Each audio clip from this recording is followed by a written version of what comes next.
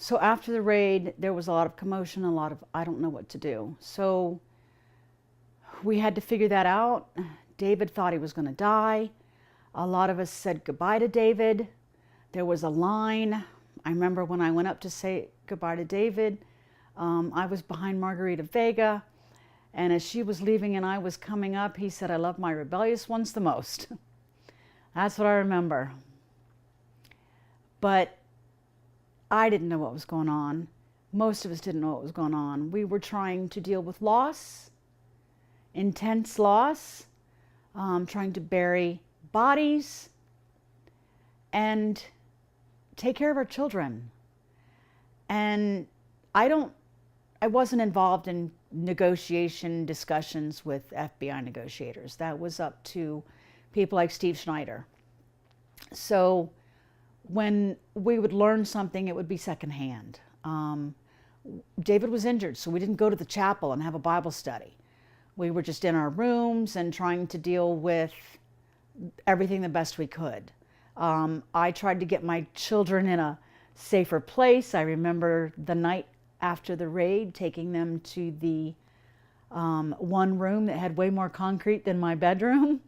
And that was where the food had been kept at one point, but now it was, had ammunition in it. So we stayed in there that night. We had concrete all around us and we were much better protected. My son had a migraine.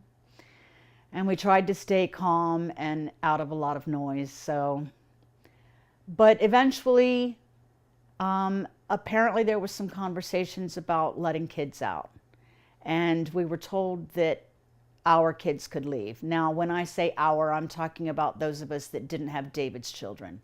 I didn't have any children with David.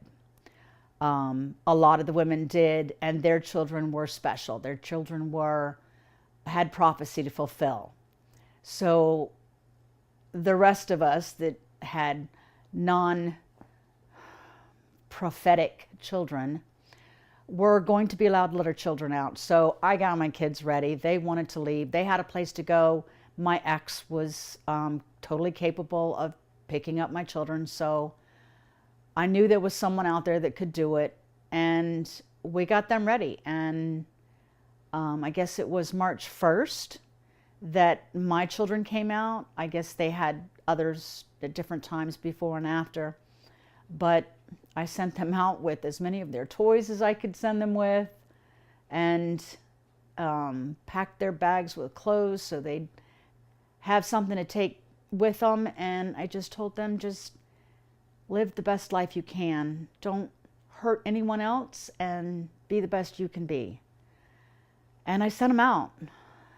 And then we got videos back. You know, it wasn't good. But after the kids were gone, it became, all right, now I'm an adult. I'm an able-bodied adult now. What can I do to help protect us? I took up a weapon. I took up a bunker spot to be my scout, how do I look out and make sure that, nobody's trying to attack us. I was in a room in the left, I guess there was 3 towers, really. David's tower, the one with Sheila Martin's room in it, and then the one on the opposite end of the building. I was in the tower on the opposite end of the building with a few other women, and that was our lookout spot where we had, because all the bullet holes that already come through the building were now lookout holes to make sure no one was going to come back into this building. And we protected our spots, and we took turns, going and eating and taking care of each other and stuff. Eventually, we would get news, and there was a plan. The plan involved dying.